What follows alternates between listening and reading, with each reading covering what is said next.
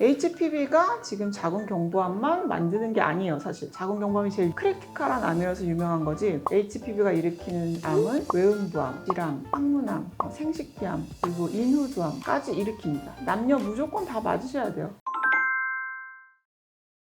당신의 리즈 시절을 돌려드리는 마이 리즈 스토리입니다. 이번에는 좀 많이 했던 주제인데요. 자궁경부암에 대해서 좀 얘기를 해볼게요. 자궁경부암에 대해서 말씀을 많이 드려가지고 좀 반복되는 내용이 많을 것 같은데, 자궁경부암 하면 떠오르는 단어 좀 얘기해볼까요?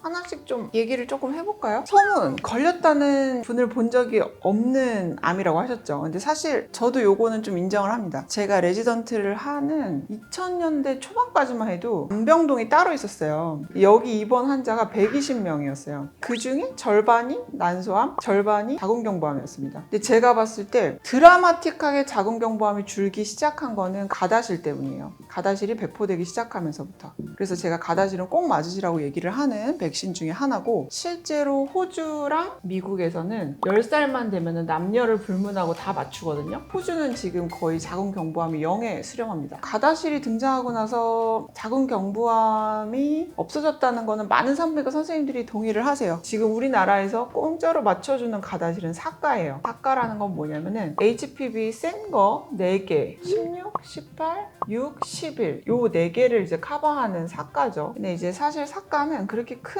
방어력이 없어요. 물론 16, 18번을 막는다는 건 굉장히 중요한데, 동양인들이 많이 걸리는 넘버가 50번대예요. 52, 53, 58 요거는 이제 국가에 포함되어 있습니다. 국가는 이제 9개를 막아준다는 얘기인데, 16, 18, 6, 11 플러스 50번대랑 30번대가 포함이 돼 있어요. 그래서 맞으려면 국가를 맞는 게 맞고, 내가 사가를 맞았는지 국가를 맞았는지 헷갈린다 싶으시면 연도를 좀 기억해 보셔도 돼요. 국가가 우리나라에 들어온 게 2017년도거든요. 이전에 맞으셨으면 사가, 그 이후에 맞으셨으면 거의 국가일 겁니다. 그리고 또 국가를 맞으셨으면 비용을 많이 내셨기 때문에 좀 기억을 하실 거예요. 2번 맞는다는 사람도 있고 3번 맞았다는 그게 14살 이전, 14살 이전은 2번만 맞아도 돼요. 왜냐면 그때는 이제 면역 부스팅이 굉장히 활발할 때여가지고 14살 이전에 맞으면 2번만 맞으면 됩니다. 제가 봐도 가다실 보편화되고 서비스 캔서 많이 줄었어요. 오바리 캔서는 뭐 어쩔 수 없다고 하지만, 암 중에서도 특이하게 원인이 하나인 암은 자궁경부암밖에 없습니다. 무조건 HPV가 원인이에요. 그래서 HPV를 무조건 막으면 자궁경부암 안 걸립니다. 또 HPV 얘기가 나와서 말씀을 드리는 건데, HPV가 지금 자궁경부암만 만드는 게 아니에요. 사실 자궁경부암이 제일 크리티컬한 암이라서 유명한 거지, HPV가 일으키는 암은 외음부암, 질암, 항문암, 생식기암, 그리고 인후두암까지 일으킵니다. 남녀 무조건 다 맞으셔야 돼요. 그래서 인후두암을 많이 일으킨다는 얘기를 듣고 이비인후과 학회에서 산부인과 선생님들을 초청해서 백신 맞는 요령이나 이런 HPV에 대한 강연을 듣기도 했었죠, 한참. 가다실은 주기가 따로 있어요.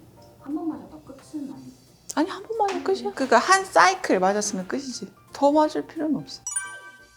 사실 암으로 가려면 단계가 되게 많아요. 자궁경부암은 이렇게 정상이 있고, 반응성 세포 변화가 있죠. 그리고 이상 세포가 있죠. 그리고 CIN1, CIN2, CIN3. CIN1, 2, 3가 뭐냐면 이렇게 세포가 있잖아. 이 세포가 한 3분의 1 정도 암으로 변했을 때를 CIN1이라고 하고, 3분의 2 정도가 변했을 때를 CIN2, 세포 전체가 암으로 변했을 때는 CIN3라고 한다. 근데 옛날에는 이렇게 1, 2, 3등급으로 분리를 했었는데 요새 요거를 좀 분리해, 병리에서. 로우실, 얘네 둘은 하이실로. 로우실과 하이실의 차이는 뭐냐? 로우실은 암으로 갈 가능성이 적다. 하이실은 반드시 암으로 간다. 그리고 이제 로우실이나 하이실일 때 면역 염색 가끔씩 하라고 할 때가 있지. 뭔가 이상한 세포가 있을 때 면역 염색을 하는데, 암으로 반드시 가는 유전자 그 스위치가 있어. 얘를 염색해봐서 양성이면 하이실인 거야. 암으로 가기는 사실 요새는 쉽지 않아. 왜냐면 검진이 너무 발달해가지고 요 근처에서 다 잡아내거든. 검진을 너무너무 안 받아서 그냥 CIS가 됐어. 이렇게 열어보면 자궁경부가 원래는 이렇게 생겼잖아. 이 구조가 없어. 그냥 이렇게 생겼어. 그리고 열면은 뚝뚝뚝뚝 떨어져 나와, 살점이. 더 진행하면은 이제 보통 옆에서 봤을 때 질이 있고 요도가 있고 직장이 있잖아. 이게 하나로 뚫려. 그래서 이 질로 소변도 나오고 대변도 나오고 분비물도 나와. 그리고 이게 굳은 살이 돼, 방사선 치료 같은 거 받으면. 이것 때문에 진짜 괴로워. 고통스럽고 쩍쩍쩍쩍 갈라진 살 속으로 소변 대변 이게 계속 나오니까 아물 수가 없지. 균 계속 끼고. 피에서도 이제 노폐물 수치가 굉장히 올라가서 이게 막 해롱되면서 돌아가시는 게 자궁경부암이에요.